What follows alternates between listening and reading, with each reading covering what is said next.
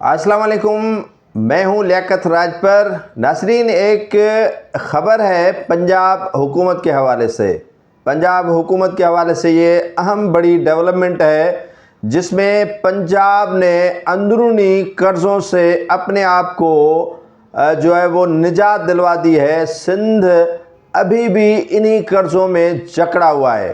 पंजाब हुकूमत ने कमर्शियल बैंकों की आखिरी किस्त भी अदा कर दी। 14 अरब रुपए नेशनल बैंक के अदा किए गए। सिंध के ऊपर यानी सिंध गवर्नमेंट के ऊपर जो है वो अंदरूनी कर्ज़े अभी भी मौजूद हैं। अंदरूनी कर्ज़ों पर जो सूद की शरह है वो 29 अरब रुपए अदा किए जाएंगे।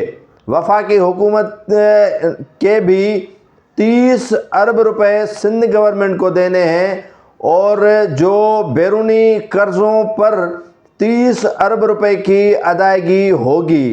पंजाब हुकूमत 31 साल बाद मकामी बैंकों के कर्ज़ों से आज़ाद हो चुकी है। 13 अरब 80 करोड़ की आखिरी किस्त नेशनल बैंक को अदा कर दी गई। सूबे की तारीख का एक नया रिकॉर्ड और गुड गवर्नेंस की बेहतरीन मिसाल है। पंजाब हुकूमत ने ये दावा किया है।